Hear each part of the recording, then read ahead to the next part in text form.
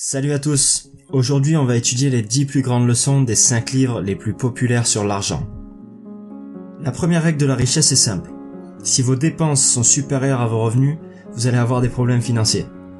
Si vous commencez pas à vivre en dessous de vos moyens, vous avez virtuellement aucune chance de faire fortune. Les médias projettent toujours une image décalée de la richesse. Des villas immenses, des voitures de luxe ou des yachts. Mais la vérité, c'est que la grande majorité des riches ont une vie frugale.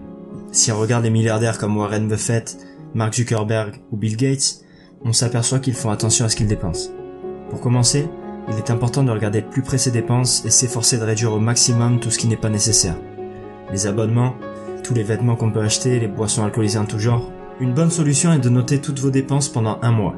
Vous vous rendrez vite compte que ces petites dépenses se cumulent et finissent par faire un gros trou sur votre compte en banque. Si vous voulez en savoir plus sur ce point-là, je vous recommande de lire le livre The Millionaire Next Door de Thomas Stanley et William Denko. Règle numéro 1. Vivez en dessous de vos moyens. Pour vous assurer un surplus tous les mois, vous devez commencer par vous rémunérer vous-même. Pas votre proprio, pas votre opérateur téléphonique, mais vous-même. Il faut qu'une partie de votre revenu soit sécurisée avant même que vous commenciez à payer vos dépenses. Le meilleur moyen pour ça est de se payer en premier. Le livre L'homme le plus riche de Babylone de George Clason nous explique que le meilleur moyen d'amasser des fortunes est de suivre une règle simple. Pour 10 pièces que vous gagnez, payez-vous une pièce en premier, puis dépensez le reste. En gros, il est impératif d'économiser 10% de son revenu tous les mois. Trouvez la somme exacte que vous voulez mettre de côté, mais gardez en tête que le plus important c'est d'être capable de s'y tenir sur la durée. N'essayez surtout pas de vous imposer un rythme que vous ne pourrez pas suivre à long terme. Règle numéro 2, payez-vous en premier. Maintenant que vous avez mis de l'argent de côté, vous allez pouvoir le faire travailler pour vous. C'est certainement le point le plus important, alors écoutez bien.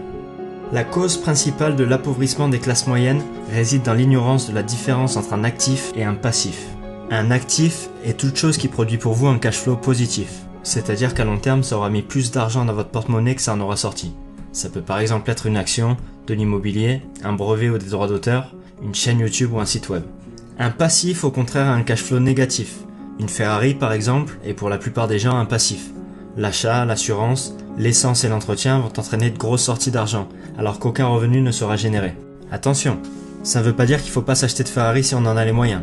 Écoutez la subtilité.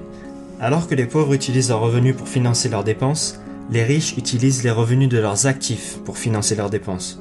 C'est-à-dire qu'au lieu d'acheter leur Ferrari en premier, ils vont commencer par investir, et avec les revenus de ces investissements, ils pourront s'acheter la voiture de leurs rêves. Ça nécessite un peu de sacrifice au début, mais c'est une étape nécessaire pour devenir riche sur le long terme. Je vais prendre un exemple. Vous pouvez par exemple investir dans un garage pour le louer à des particuliers. Imaginons que le garage vous coûte 5000 € et que vous le louiez 100 € par mois. Au bout de 4 ans, quand vous aurez fini de rembourser votre garage, vous aurez tous les mois un cash flow positif de 100 €. Si vous dépensez ces 100 €, vous êtes toujours propriétaire du garage à la fin de la transaction. Multipliez ces investissements en actifs et vous pourrez vivre une vie confortable sans vous appauvrir. Règle numéro 3, utilisez votre revenu pour acheter des actifs et financez vos dépenses avec le revenu de ces actifs. Darren Hardy a écrit un livre qui s'appelle L'effet cumulé. C'est pas un livre spécifiquement sur l'argent, mais la magie opère aussi dans ce domaine. L'effet cumulé, c'est l'idée que les petites actions s'accumulent au fil du temps. Imaginez que vous deviez choisir entre recevoir 1 million d'euros aujourd'hui ou 1 centime dont la valeur doublerait tous les jours pendant 31 jours. Vous choisiriez quoi? Ce centime, au bout de 10 jours, vaudrait 5 €. Pas vraiment intéressant, n'est-ce pas? Mais écoutez la suite. En continuant de doubler de valeur tous les jours pendant 31 jours, ce centime vaut désormais plus de 10 millions d'euros. Comme le dit Darren Hardy, l'accomplissement de tout but est l'accumulation progressive ou l'effet cumulé de petits progrès qui s'accumulent dans le temps. Comme je vous le disais plus tôt, commencez à économiser dès maintenant. Le plus tôt vous commencerez, le plus votre argent vous rapportera d'argent sur le long terme. Règle numéro 4, profitez de la magie de l'effet cumulé. Votre emploi et vos propres affaires sont deux choses différentes. Vous ne devez pas compter sur votre emploi pour assurer votre sécurité financière. Il est important de développer sa propre affaire et ses actifs. Comme l'explique Robert Kiyosaki dans l'incroyable livre Père riche, Père pauvre, les riches se concentrent sur la colonne des actifs plutôt que sur leur feuille de paie. Gardez votre emploi, mais commencez à développer vos propres affaires à côté. Règle numéro 5, développez vos propres affaires.